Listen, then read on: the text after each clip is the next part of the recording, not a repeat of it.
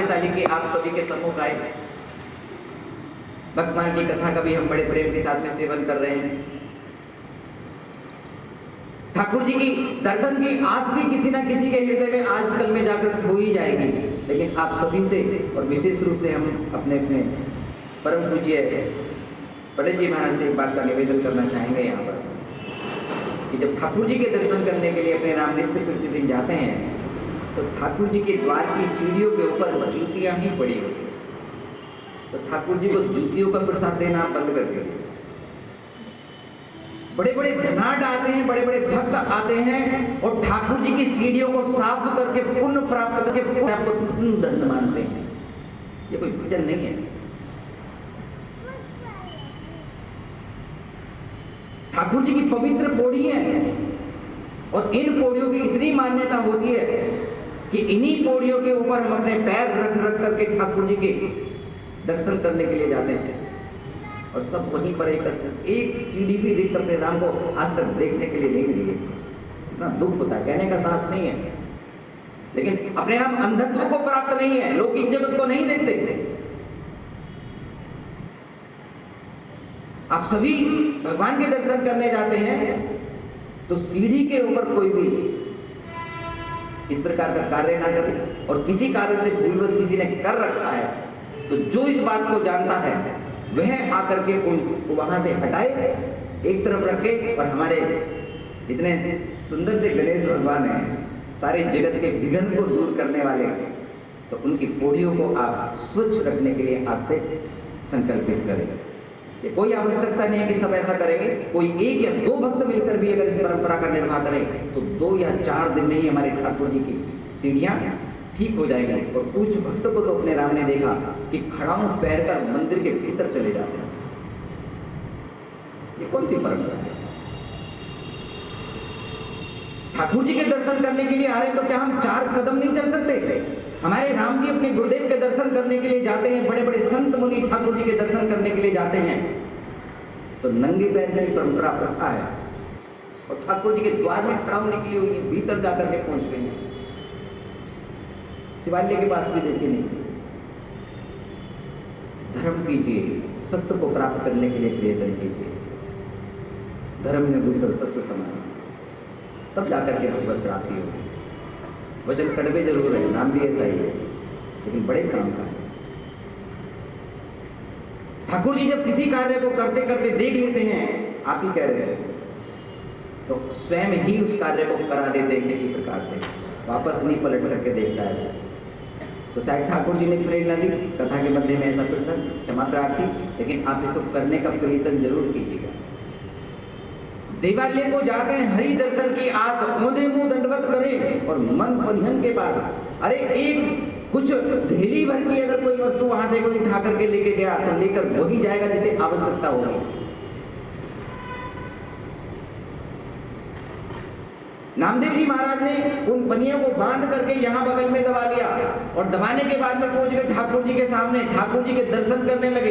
पुंडरीकनाथ भगवान की जब आभा प्रतिभा को देखा और सभी ने खड़े होकर के वहां पे पुंडरीकनाथ भगवान का जयकारा बोला, बोले पुंडरीकनाथ भगवान की जय। तो बादी सरसों उछीर करी चाहे पद गाइए।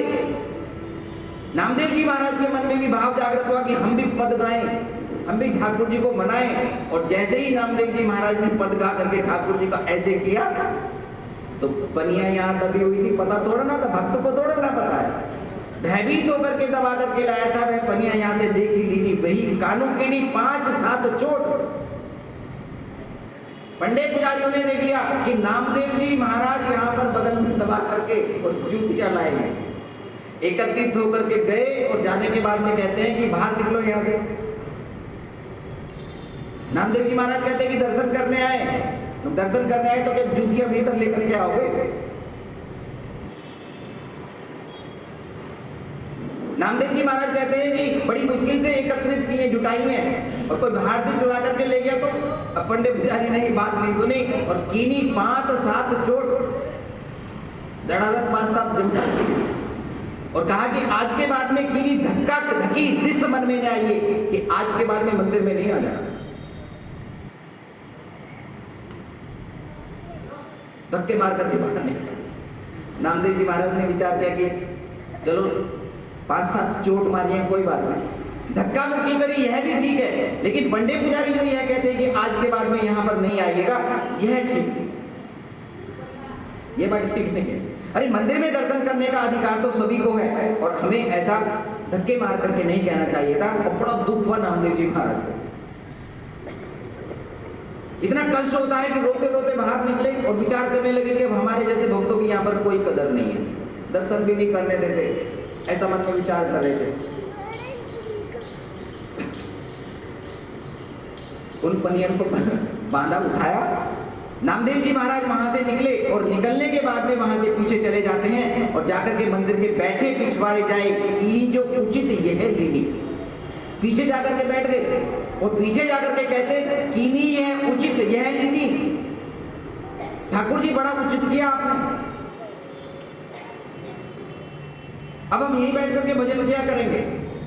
अब हम इन जूतियों को अपने सिर के ऊपर रखें, अपने कटी में बांधें अथवा जमीन पे कहीं रखें, अब हमसे कोई कुछ कहने वाला नहीं है। ये बहुत अच्छा किया। अरे हमें तो पद सुनाने हैं, हम तो यहां बैठ करके आपको सुना लेंगे। तो वर्णन करते हैं कि जो उचित यह नहीं, जो लगाई चोट मेरे मन भाई, ये तुमने बड़ा उचित किया कि मुझे मार पीट के निकलवा दिया। अब आपके सम्मुख नहीं जाएंगे दर्शन करने के लिए, बस यहीं बैठेंगे और यहीं बैठ करके आंख बंद करके आपका ध्यान करके दर्शन करेंगे और यहीं से पद सुना दिया करेंगे आपको। अब निश्चिंत है, निश्चिंत होकर के हम यहाँ पे आपका भजन करेंगे। कान दे के सुनो, अब चाहत न कुछ और, जो पद हम वहां पर सुनाने वाले थे अब उस पद को यहां सुना रहे हैं पीछे बैठ करके। तो कान दे के सुनो, ध्यान से सुन लो, ये नहीं कि सामने जाके, तुम्हारे तो बड़े बड़े कान है ना, तो ध्यान से सुन लो यहाँ पे बैठ कर। एक नूर मोहम्मद नाम का भक्त हुआ, किसी संत के मुख से सुना कि वृंदावन के ठाकुर जी सभी को ग्रहण कर लेते हैं, स्वीकार कर लेते हैं, जो भी शरण में जाएगा। नूर मोहम्मद ने कहा कि क्या मुझे भी ग्रहण करेंगे? संत ने कहा कि जो भी उनकी शरण में जाता है उसी की प्राप्ति हो जाती है। नूर मोहम्मद यही मान करके वृंदावन बांके बिहारी दर्शन करने के लिए गया, और जब एक मुसलमान को मंदिर में प्रवेश करते हुए देखा तो वहां के गोसाइयों ने मार पीट के धक्का करके बाहर निकाल दिया।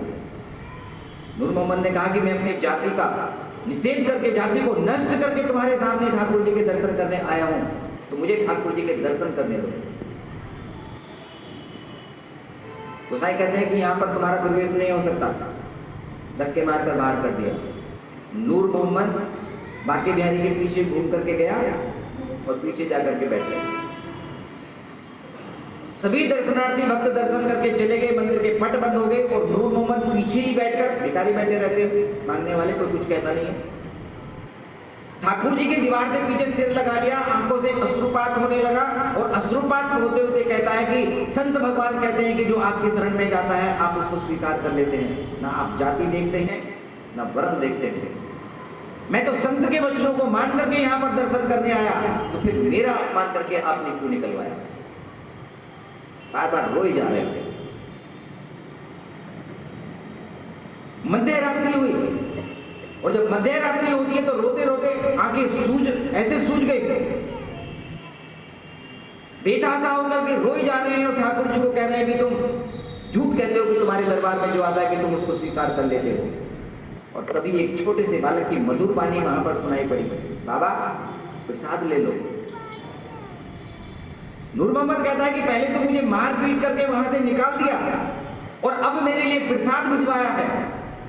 मैं प्रसाद नहीं लूंगा, मैं प्रसाद तब लूंगा जब ठाकुर जी स्वयं आकर के अपने हाथ से देंगे। बालक ने कहा कि बाबा आंख खोलोगे तभी तो मुझे देखोगे, तभी मुझे देखोगे, मैं ही प्रसाद लेकर के आया हूं। और जैसे ही नूर मोहम्मद ने नेत्र खोले तो सामने हमारे ठाकुर जी के कांतिमय रूप सौंदर्य के ठाकुर जी छोटे से बालक का रूप धारण करके सम्मुख खड़े हुए। नूर मोहम्मद के हाथ के ऊपर प्रसाद रखा और प्रसाद रखते ही अंतर ध्यान हो गए। अब नूर मोहम्मद की स्थिति तो ऐसी हो गई कि ठाकुर जी मिले भी और नहीं मिले, रोते बिलखते ही वहां से जमुना जी के तीर पर चले जाते हैं।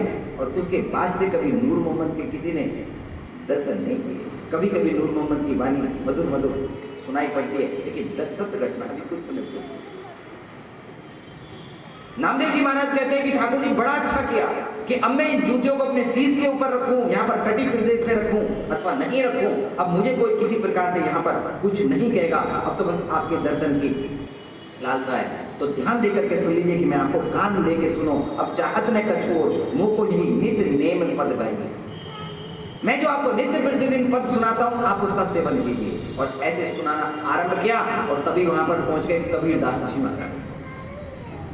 कबीरदास जी महाराज प्रकट हुए और प्रकट होने के बाद में नामदेव जी महाराज ने अपना दुख व्यक्त किया। कबीरदास जी ने कहा कि हमारे जैसे भक्तों की यहाँ कोई कदर नहीं है, अब चलो अब छोड़ करके चलो यहाँ से, कोई नहीं पूछता हमें यहाँ पर। दोनों के दोनों ही खड़े हो गए और जैसे ही वहां पर जाने लगते, सुनत ही आनी करी करुणा विकल भय। हमारे ठाकुर जी मंदिर में बैठे हुए विकल हो गए, विचलित हुए कि मेरे दो भक्त टूट करके जा रहे हैं। मेरा गुणगान तो यही कर रहे हैं, ठाकुर जी का भक्त अगर गुणगान ना करे तो नाम लेने वाला भी ना कोई। संत और भक्त मिलकर ही ठाकुर जी का गुणगान करते हैं, वही बताते हैं कि हमारे ठाकुर जी कैसे प्रकट होते हैं, कैसे मिल जाते हैं। तो ठाकुर जी विकल हो गए, विचार करने लगे कि मेरे दो भक्त मुझे छोड़ करके जा रहे हैं। मंदिर के पुजारियों का आज है कल को दूसरा आ जाएगा, भक्त कहां से आएगा। और जब ऐसा मन में विचार किया ठाकुर जी ने, तो कथा में वर्णन करते हैं कि कोरियो द्वार गही मंदिर गिराई। इधर जैसे ही निकलने लगे ठाकुर जी ने द्वार घुमा दिया। आज भी घुमा हुआ पुंडरीकांत भगवान का द्वार, जहां पर कबीरदास जी महाराज और रामदास जी महाराज खड़े हुए थे कि वहीं पर ऐसे मंदिर का जो मुख्य द्वार है घूम करके और पीछे हो गया, जहां दोनों के दोनों खड़े। ठाकुर जी ने कहा दर्शन कर लो, कहीं जाने की जरूरत नहीं है, यहीं पे कर लो। और जब मंदिर को घूमते हुए देखा, पंडे पुजारी मंदिर के भीतर है और सामने नामदेव जी महाराज कबीरदास जी महाराज को देखा, जेती पे छोटी मोटी अब से उतारी गई, ये प्रीति गई पांव से उतारी गई। सभी पंडे पुजारियों ने आकर के वहां पर इस प्रतिभा को प्रकट होते हुए देखा, महिमा को कि भक्त के सामने भगवान और इस मंदिर की ऐसे घुमाने की सामर्थ्य भी रखते हैं। सभी ने आकर के क्षमा याचना करी और नामदेव जी महाराज भी फिर संचित होकर के वहां से निकल गए। लेकिन तभी ठाकुर जी को बड़ा कष्ट हुआ। एक भक्त में राका बाका जी, समय नहीं है, बड़े सुंदर सुंदर चरित्र हैं भक्तों। ठाकुर जी रीझे हुए थे आपके ऊपर। श्री पुंडरीकनाथ भगवान राका बाका के घर पहुंच गए और घर पहुंचने के बाद में वहां पर जाकर के आवाज लगा करके कहते हैं कि परम भक्त राका बाका जी घर पे हो क्या। राका बाका की पुत्री आई निकलकर घर से और कहती है कि वह दोनों तो लकड़ियां लेने के लिए वन में गए हैं, सूखी लकड़ियां लेकर के आते थे, उन्हीं को बेच करके अपना जीवन यापन क्या करते राका बाका, अन्य पूरे जीवन कुछ नहीं किया। वह तो लकड़ी लेने के लिए वन में गए हैं। ठाकुर जी ने कहा कि बेटी जरा जल्दी से पलंग बिछा दे, मेरी पीठ में बड़ा दर्द हो रहा है, मेरी पीठ पर तेल लगा दे गर्म करके और थोड़ी सिकाई कर दे। हाय मेरे राम जी, आकर के कह रहे हैं। वो जब मंदिर घुमाया था तो ठाकुर जी की कमर में लचक आ गई, तेजी से घुमाना मंदिर। तो राका बाका के घर आकर के कहते हैं कि मेरी पीठ में दर्द हो रहा है, जरा तेल लगा दो, जरा इसकी सिकाई कर दो, बड़ी पीड़ा हो रही है। राका बाका की पुत्री तेल लेकर के आई घर से, भीतर से जाकर के गरम तेल करके ठाकुर जी के पीठ के ऊपर धीरे धीरे ऐसे लगा रहे। और जब ऐसे मलना आरंभ किया तो ठाकुर जी कर रहे हैं, हाँ जब धीरे से लगाना बड़ा हो रहा है, मर जाऊं ऐसे ठाकुर जी के ऊपर।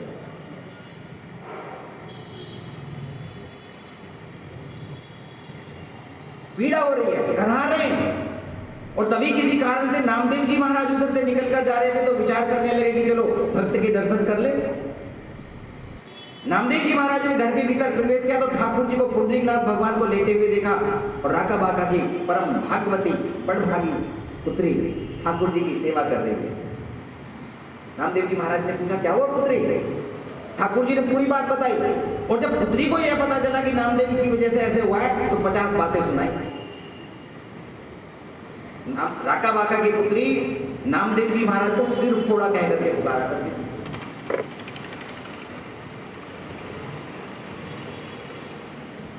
नामदेव जी की पुत्री को राघा बाका की पुत्री कहती थी, और सिरफोड़ा की पुत्री, जल बाद में भरना, पहले मुझे भर लेने दे। और सिरफोड़ा इसलिए कहती थी कि ठाकुर जी को गर्दन पे छुरी रख करके जबरदस्ती दर्शन करवाए, ऐसे संबोधन किया करते।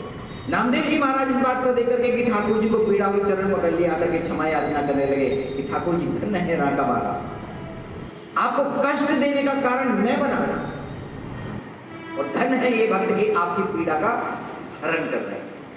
मुझसे अधिक आपने इनको माना कि यह आपकी पीड़ा का हरण कर सकते हैं, तो आपने मुझसे नहीं कहा, और इनके घर आकर के आप सेवा ले रहे हैं। ऐसे हमारे ठाकुर जी हैं कि इतने कोमल भी हैं, अति कोमल रघुवीर स्वभाव, जब भी अकेले लोग कर रहा, इतने कोमल हमारे ठाकुर जी हैं कि तनिक सा कष्ट भी सहन नहीं कर पाते, और ये सब भक्तों के लिए करते हैं।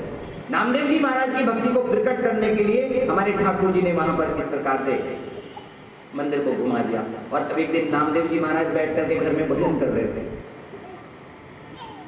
बैठे हुए थे घर के भीतर, माला जप रहे थे बैठ करके, आंख बंद कर रखी थी। ओचक ही घर माज, आज सांझ ही आग, अचानक ही घर में आग लग गई। नामदेव जी महाराज घर के भीतर बैठ करके आंख बंद करके भजन कर रहे हैं, ओचक ही अचानक में कहीं से सांझ माझी आग लगी, बड़ो अनुरागी रही गई सोई डाली। जब आग लगी तो गांव वालों ने देखा, नामदेव जी महाराज नजर नहीं आए, तो गांव वाले दौड़ करके आए, किसी ने जल फेंका, किसी ने कुछ सामान था उसको बाहर निकाला जितना निकाल सकते थे, जैसे तैसे कुछ सामान एकत्रित किया, उसको निकाल करके बाहर रख दिया। नामदेव जी महाराज ने अपनी आराधना साधना पूरी करी, उठे नहीं, अग्नि में भी नहीं उठे।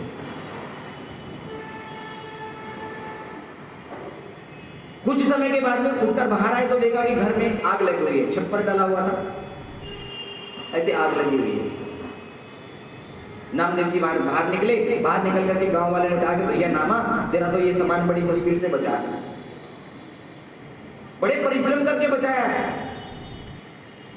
नामदेव जी महाराज ने एक दृष्टि वहां पर उपस्थित भक्तों के ऊपर डाली, फिर सामान को देखा, और देखने के बाद में कहे, ओहो नाथ सब कीजिए, सब कुछ ठाकुर जी ही हमारे करने वाले हैं। अगर यह अग्नि मेरे घर में लगी है तो यह भी ठाकुर जी की कृपा से ही लगी है, और जब ठाकुर जी की कृपा से लगी है तो जो शेष सामान निकाल करके बचाया गया था, उस एक एक सामान को बड़ो अनुरागी रही गई सोई डाली। इतने अनुरागी संत थे कि जो सामान बचाया गया था उसको एक एक उठा करके सोई डाली, उस अग्नि में ही स्वाहा करना आरंभ कर दिया। गांव वालों ने कहा कि बड़ी मुश्किल से बचाया, तो क्या कर रहे हो नामा? अरे ठाकुर जी की वस्तु है, ठाकुर जी को अर्पण कर रहे हैं। गांव वाले कहते हैं कि इतना परिश्रम किया तुम्हारे लिए, हम अग्नि में प्रवेश किए, जल ले लेकर के आए, अब तुम्हें उसकी तो चिंता है नहीं, ठाकुर जी कह करके और इस समस्त प्रसाद के रूप में अर्पण कर रहे हो। नामदेव जी महाराज कहते हैं ठाकुर जी की वस्तु ठाकुर जी को अर्पण हो गई, कुछ मत कहो, कुछ मत कहो। गांव वाले ने कहा तो आज से हम तुम्हारा बहिष्कार करते हैं, तुम्हारा घर जला है तो तुम्हारे घर की छान को छानने के लिए अब गांव में से कोई नहीं आएगा, रहो जले हुए घर में रहो। अगर तुम्हें ये लगता है कि ठाकुर जी की कृपा है तो तुम्हारे घर में अब यहाँ कोई नहीं आएगा, अब इसी के भीतर वैसे रहो। हंसे सुकुमार हरि मोही को नहीं। ठाकुर जी प्रकट हो गए। प्रकट होने के बाद में कहते हैं कि नामदेव तुम अग्नि में भी मुझे ढूंढ रहे हो।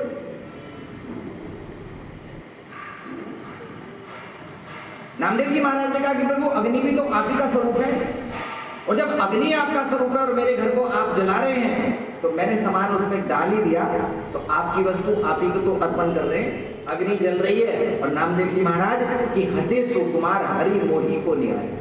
ठाकुर जी हंसकर कहते हैं कि तुम सब जगह मेरे ही दर्शन करते रहते हो क्या?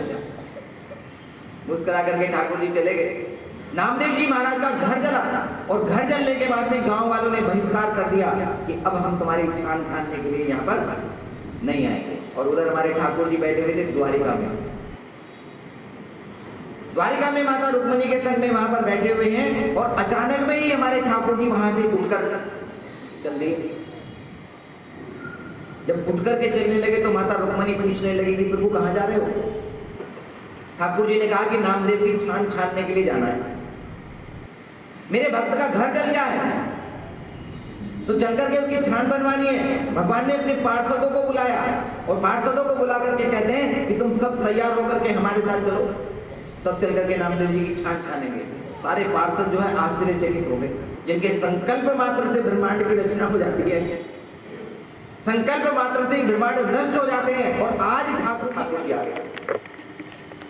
आने के बाद में ठाकुर जी ने अपने ही हाथों से तुम्हारो भवन और सके कौन आई यहाँ। नामदेव जी कह रहे थे कि अग्नि आपने लगाई है, आपका भवन है, आपके अतिरिक्त यहाँ पर कोई आ नहीं सकता। आज स्वयं ठाकुर जी माता रुक्मणी को लेकर के वहां पर पहुंच गए और पहुंचने के बाद में सभी पार्षदों के संग मिलकर के नामदेव जी महाराज की एक सुंदर सी छान तैयार करी। पार्षदों के संग में मिलकर के उस छान को ऊपर से डाला और जो अग्नि से दीवार काली हो गई थी ना,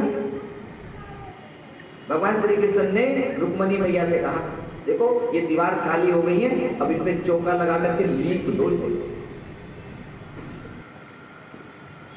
माता रुक्मणी मांग करके गोबर लाई नहीं। समस्त ब्रह्मांडों का पालन पोषण करने वाली गोबर मांग रही है। गोबर लेकर के आती हैं, अपने हाथों से गोबर को तैयार किया और तैयार करने के बाद में पहले नीचे से लेपा और लेपने के बाद में जो दीवार काली हो गई थी ना, फिर उसको अपने हाथों से कोमल कोमल हाथों से उसको ले पाए और लेपने के बाद में छान पूरी तरह से तैयार हो जाती है। और तैयार होने के बाद में भगवान श्री कृष्ण और माता रुक्मणी बड़े प्रेम के साथ में उसके दर्शन करते हैं। नामदेव जी महाराज को ठाकुर जी को ये छान छानने की, ये चौका लीपने की कोई आज की आदत थोड़ा ना है, तो त्रेता जी लगी हुई है। कहते हैं ठाकुर जी वहां पर जब वन में भ्रमण कर रहे थे तो वहां जाकर के बनाते हैं कि गोदावरी के निकट प्रभु रहे परण गृह छाए। बनाई थी ना वहां पर कुटिया बनाई थी हम राम जी ने, और उसी के भीतर वहां पर रहते थे। पट छाया बेटी का बनाई, शिये निज पानी सरोज माई। नित्य प्रतिदिन चौका लगाती थी जानकी मैया। तुलसी के दल वहां तुलसी के वृक्ष लगाए हुए थे, उनको सींचती थी। तो यह तो हमारे ठाकुर जी को पुराना अभ्यास है। आकर के चौका लगाना है, छान छाननी है, ये सब तैयार करके बड़े प्रसन्न हुए। और नामदेव जी महाराज को वह कुटिया देने के बाद में ठाकुर जी कहते हैं कि तुम्हारा भवन अब तुम यहीं पर प्रेम के साथ में रहो। और जब एक छान बन के तैयार हो गई ना, आज ही तो जली थी, सभी गांव वाले चले गए और ठाकुर जी आए तो थोड़ी देर में तैयार करके चले गए।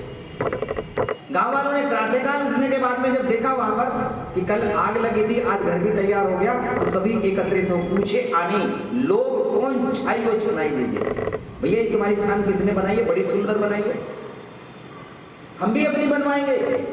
नामदेव जी महाराज कहते हैं कि ऐसी छान बनवाने के लिए सब कुछ अग्नि में अर्पण करना पड़ेगा, तब जाकर के ऐसी छान बनेगी।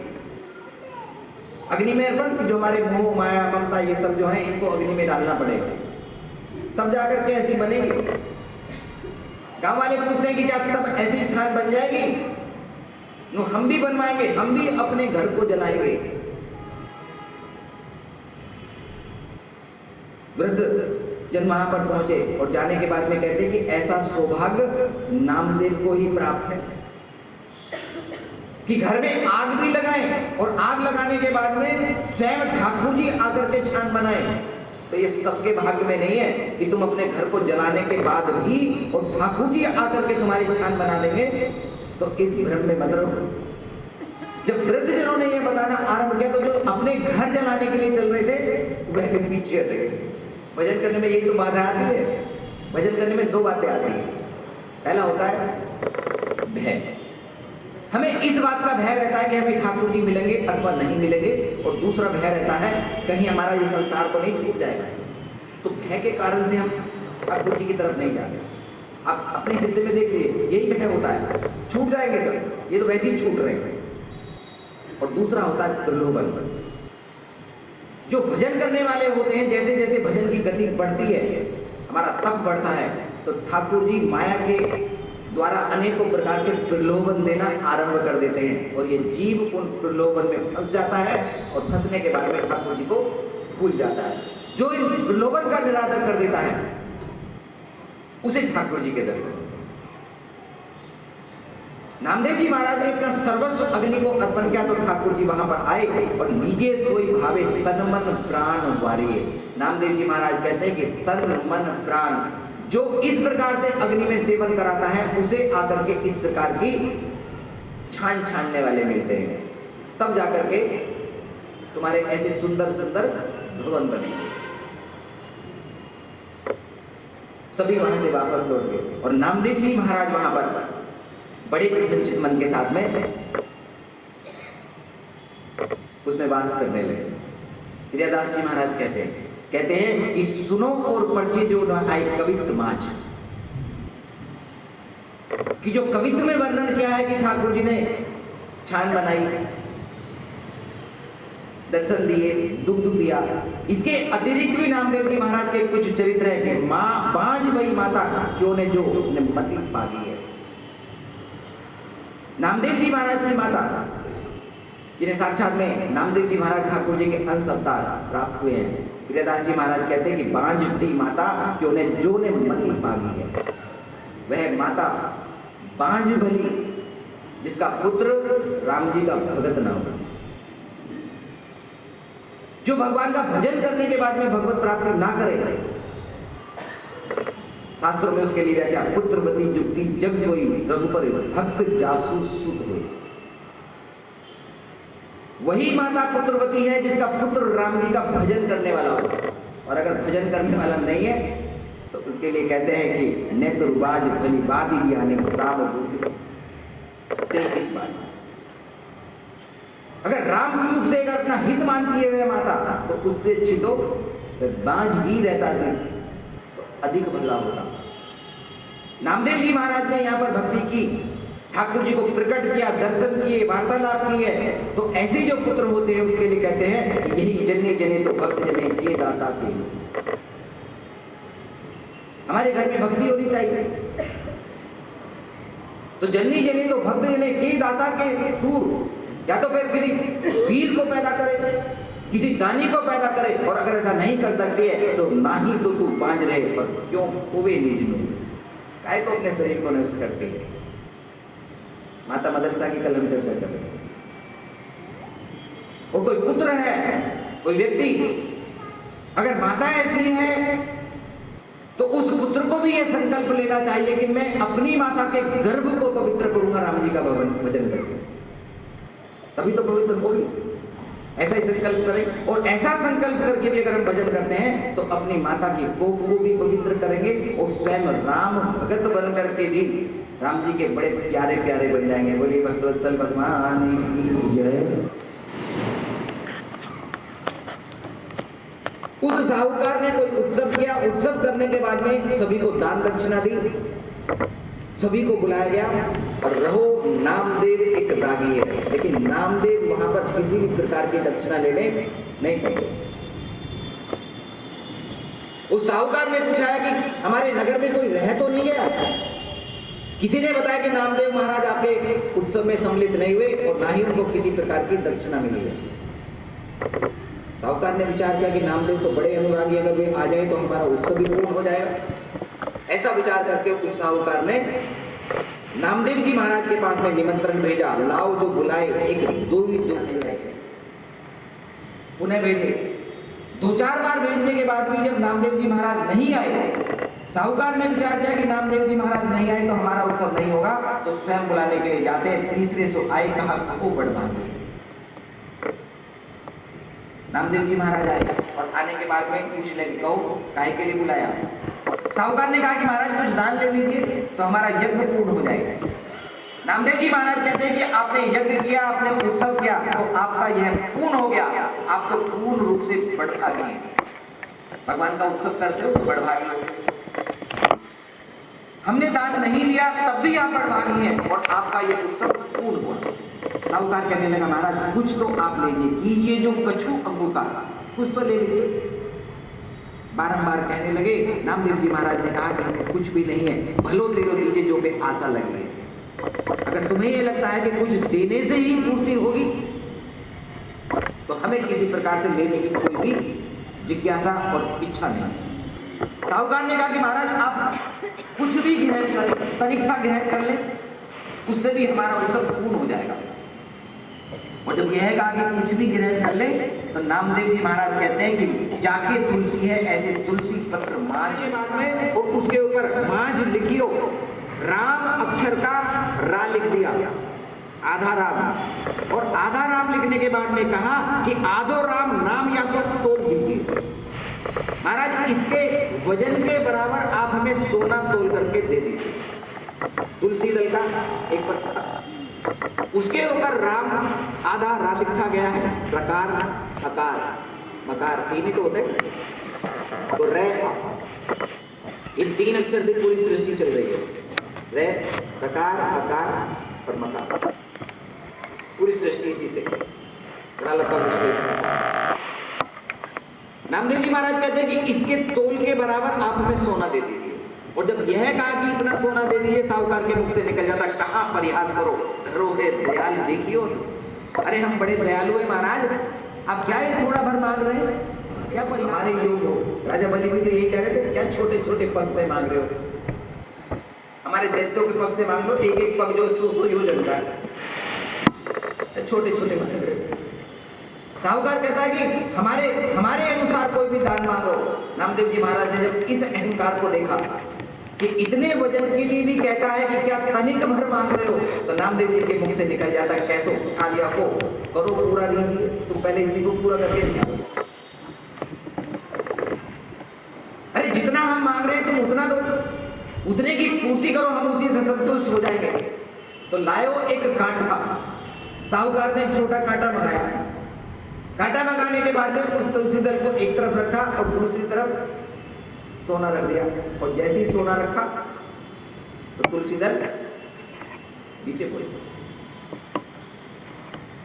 बराबर नहीं हुआ। छोटा कांटा था तो पुनः बड़ा मंगाया गया, चढ़ाओ पात सोना संग भयो बड़ो रंग संपोत नहीं छूटे। बड़ा कांटा मंगाया गया।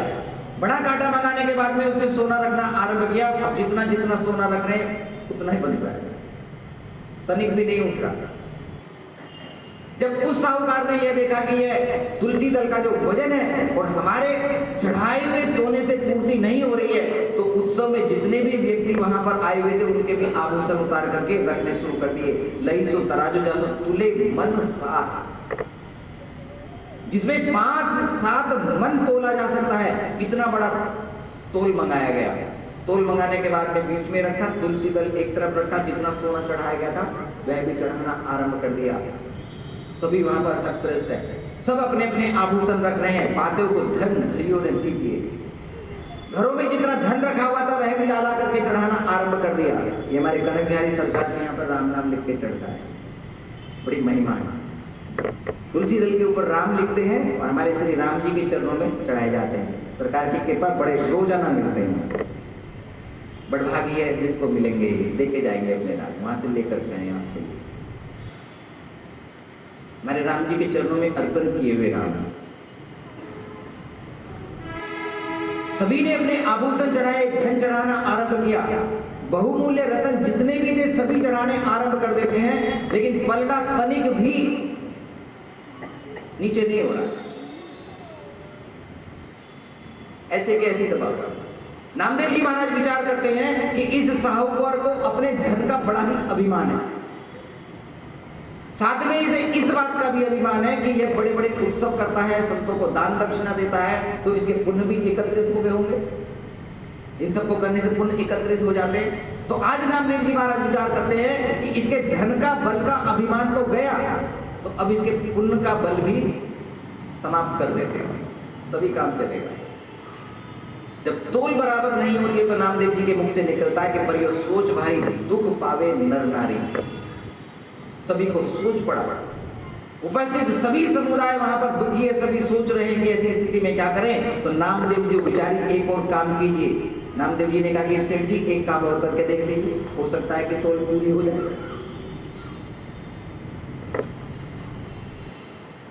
तोल पूरी करके देख लीजिए। साहूकार ने पूछा कि क्या करें। नामदेव जी महाराज कहते हैं कि जितने व्रत दान और स्नान किए तीर्थ में करिए संकल्प, जाके जल डाली दीजिए। आज तक तुमने जितने तीर्थ किए हैं, दान किए हैं, बड़े बड़े यज्ञ अनुष्ठान किए हैं, उनका जो पुण्य है वह भी अर्पण कर दो साथ के साथ।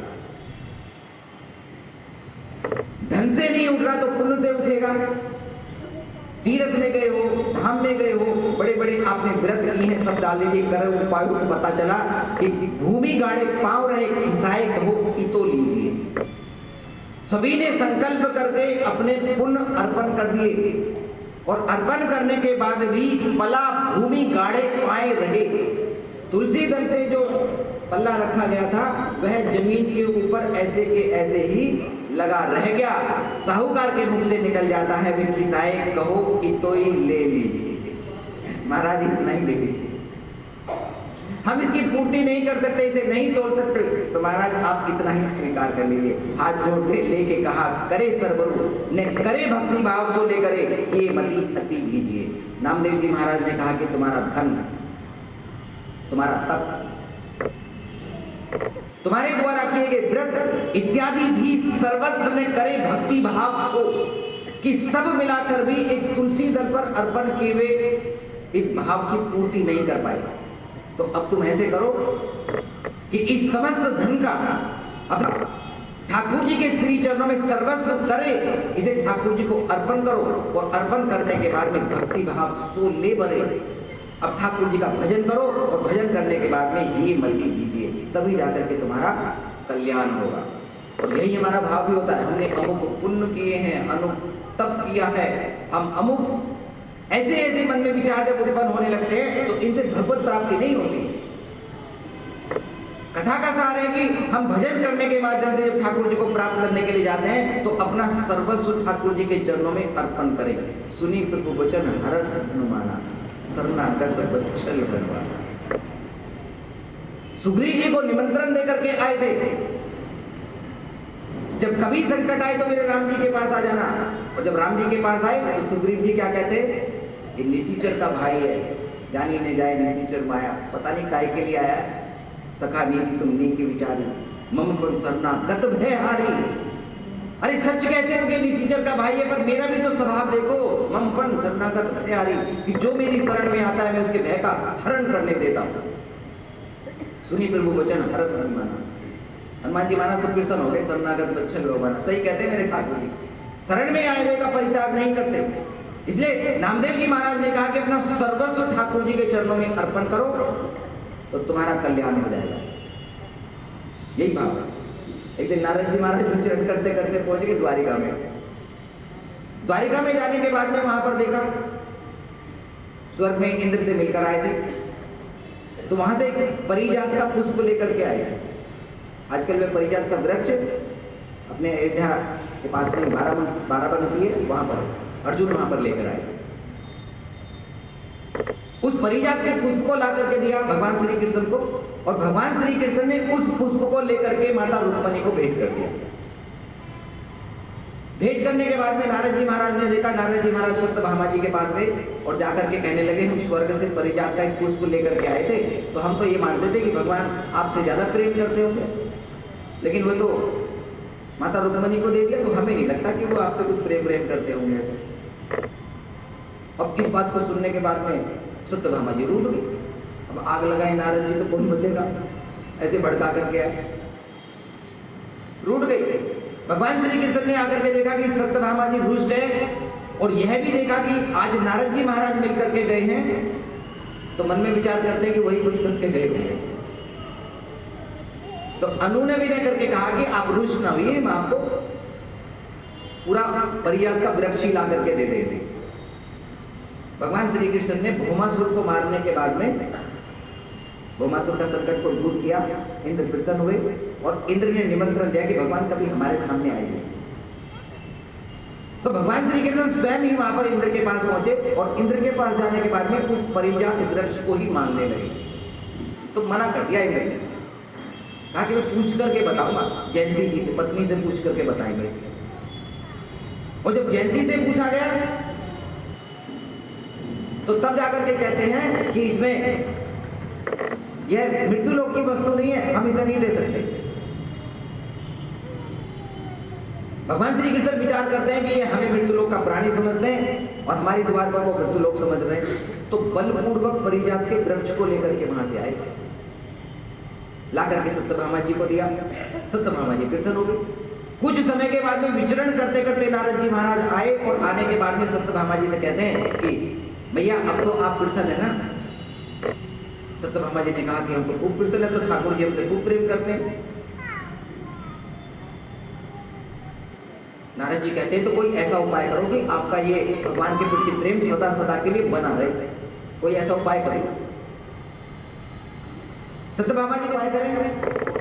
नारद जी ने कहा कि किसी सद्पुरुष को आप भगवान श्री कृष्ण को दान दे दो, और दान की ऐसी महिमा है कि अगर आपने उनको किसी को दान दे दिया तो वह सदा सदा के लिए आपके प्रिय बन करके रहेंगे। सत्यभामा जी ने कहा कि हम किस सद्पुरुष को ढूंढे, हम कहाँ जाएंगे ढूंढने के लिए। नारद जी ने कहा कि अगर धन देने की बात होती दान की, तब तो हम किसी को ढूंढ करके लेके आते, पर ये तो भगवान को ही दान देने की बात है, तो ये मान लो कि वह सत्पुरुष हम ही है, तो हमें ही दान दे दो तुम भगवान को। सत्यभामा जी ने संकल्प करके भगवान श्री कृष्ण को नारद जी को दान दे दी। और जब दान दी तो नारद जी महाराज भगवान के पास पहुंचे और कहने लगे कि प्रभु चलो, आज से आप हमारे दास हो गए, आप दान में हमें मिले हो, चलो हमारी वीणा पकड़ो। भगवान जी ने नारद जी की वीणा पकड़ी और वीणा पकड़ने के बाद में चल दिए। अब जब निकलकर जाने लगे तो सत्यभामा जी ने विचार किया कि द्वार तक जा रहे होंगे, दान की प्रक्रिया पूर्ण हो रही है, लेकिन जब द्वार को भी पार करने लगे तो सत्यभामा जी को लगा कि ये तो सच में ही हमारे ठाकुर जी जा रहे हैं। तो ठाकुर जी का पीताम्बर पकड़ लिया, और पीताम्बर पकड़ने के बाद में कहते हैं कि प्रभु आप हमें छोड़कर मत जाइए। नारद जी से निवेदन करते हैं कि नारद जी आप हमारे प्रभु को लेकर के मत जाइए। नारद जी ने कहा कि दान की हुई वस्तु वापस नहीं दी जाती है, आपने भली बात विचार करके दान दिया है, ठाकुर जी आपके प्रिय रहेंगे, तो वापस क्यों मांग रही हो। अब तो रोने लगी और नारद जी से कहते हैं कि नारद जी आप किसी भी प्रकार से हमारे ठाकुर जी को और हमें वापस लौटा दीजिए। नारद जी ने कहा तो ऐसे करो, भगवान श्री कृष्ण के बराबर तोल के हमें सोना दे दो, बस हम संतुष्ट होकर के चले जाएंगे। सत्यभामा जी ने विचार किया कि हमारे पिता के यहाँ पर रहते प्रतिदिन सीमंत मणि से सोना निकलता है, 2.5 बार सोना उत्पन्न होता है, तो इन्हें तो तोल ही देंगे। तोल मंगाई। तोल मंगाने के बाद में एक पलड़े में भगवान श्री कृष्ण को बैठाया गया और दूसरे में सत्यभामा जी ने सोना रखना आरंभ किया। जितना महल में सोना था पूरा का पूरा रख दिया। भगवान श्री कृष्ण इतने से भी ना उठे, बैठे के बैठे रहे। सब रानियों ने मिलकर के सोना रखना आरंभ किया, तब भी भगवान श्री कृष्ण तनिक भी नहीं उठ रहे हैं। अब सत्यभामा जी विचलित होगी कि ऐसी स्थिति में हम क्या करेंगे, और यही विचार करके रोने लगी। तो भगवान श्री कृष्ण ने पलड़े में बैठे बैठे एक दासी को इशारा कर दिया, जाओ रुक्मणी के पास जाओ। माता रुक्मणी के पास दासी गई। माता रुक्मणी उसमें ठाकुर जी की सेवा कर रही थी। वहीं पर तुलसी दल के ऊपर कृष्ण लिख करके दे दिया, जाओ जाकर के दे दिया। उस तुलसी दल को लेकर के दासी आई, भगवान ने इशारा किया, उस तुलसी दल को सोने के ऊपर ऐसे रखा, और जैसे ही रखा पड़ा नीचे हो गया, भगवान ऊपर हो गए, सभी प्रसन्न हो गए। ऐसी महिमा है तुलसी मैया की। बिना तुलसी को अर्पण किए हमारे ठाकुर जी को नामदेव जी महाराज की आज्ञा मान करके सभी ठाकुर जी का भजन करने लगे, और भजन करने के साथ ही सभी ने संकल्प किया कि अब हम नामदेव जी महाराज के बताए अनुसार ही और सदैव ठाकुर जी को प्राप्त करने के लिए प्रयत्न करेंगे। एक छोटा सा प्रसंग नामदेव जी महाराज का, उसके बाद वाणी को विश्राम। श्रेष्ठ चरित्रम नामदेव जी महाराज दृढ़ संकल्प के साथ में विधि पूर्वक भजन किया करते। ठाकुर जी ने विचार किया कि हम नामदेव की इस एकादशी की निष्ठा की परीक्षा लेंगे। गांव में पहुंचे, और गांव में जाने के बाद में कहते हैं कि यहाँ पर नामा भक्त का घर कहाँ पर है, हम भूखे हैं, हमें भूख लगी है। घर जाने के बाद में कहते हैं कि नामा कि हम भूखे हैं, हमें थोड़ा सा अन्न दे दो। नामदेव जी महाराज ने कहा कि आज एकादशी है, और एकादशी में अन्न ग्रहण नहीं किया जाता है। ठाकुर जी ने कहा कि तो हमारी पूर्ति तो भोजन से ही होगी। नामदेव जी महाराज कहते हैं तो दूध पी लो। ठाकुर जी ने कहा कि दूध हमें पचता नहीं। नामदेव जी महाराज कह रहे तो दही पालो। कहते कि दही से हमें खांसी हो जाती है, हमें बाधी करती है, हमें तो अन्न ही दोगे तभी हम लेंगे। नामदेव जी कहते हैं कि एकादशी में हम वह कहने लगे कि नामदेव जी की भक्ति हमने देख ली। एक ब्राह्मण द्वार पर आकर के भिक्षा मार रहा है, अरे स्वयं ग्रहण नहीं कर सकते अन्न, ठाकुर जी बिगड़ गए। कहते हैं कि अगर मैं भी सच्चा ब्राह्मण हूं ना तो भिक्षा इसके घर से लूंगा। नामदेव जी महाराज कहते हैं कि अगर मैं भगवान का सच्चा भक्त हूं तो मैं तुम्हें आज भिक्षा दूंगा ही। तो अब दोनों के दोनों आपस में अड़ गए, छीपी जाती है। और एकादशी की रात्रि में नामदेव जी महाराज के द्वार पर ही नामदेव जी महाराज घर के भीतर संकीर्तन कर रहे हैं और ठाक रहे हैं। तो अब इन ब्राह्मण देव को मैं अपनी गोद में बैठ करके तब इनका संस्कार। नामदेव जी महाराज ने चिता बनवाई, ब्राह्मण देव को अपनी गोद में बिठाया और गोद में बिठाने के बाद में कहा कि अब इसको चेता दो। और जैसे ही उसमें अर्घी लगाने लगे तो हमारे ठाकुर जी जो ब्राह्मण के रूप में वहां पर आए थे एकादशी की निष्ठा को देखने के लिए, उठ करके बैठ गए। और नामदेव जी महाराज ने कहते हैं कि नामदेव कि तेरी जो निष्ठा है ना व्रत के प्रति, भजन के प्रति सच्ची है। तेरी इसी निष्ठा की परीक्षा लेने के लिए मैं यहाँ पर आया था और आज उस परीक्षा में पूर्ण हुआ है। तो जब निष्ठा हमारी हो जाती है, जब हम पूर्ण विश्वास और श्रद्धा के साथ में किसी व्रत का पालन करते हैं अथवा भजन करने के लिए संकल्पित हो जाते हैं, तो हमारे ठाकुर जी तो अनेकों द्वारों से आते हैं। हम नियम में संकल्पित होते हैं, निष्ठावान होते हैं, तब भी आते हैं। भजन में पूर्ण रूप से समर्पित हो जाते हैं, तब भी आते हैं। संतों की सेवा करते हैं, तब भी आते हैं। और अपना सर्वस्व ठाकुर जी को अर्पण कर देते हैं, तब भी हमारे ठाकुर जी आकर के दर्शन देते हैं। नामदेव जी महाराज का विशेष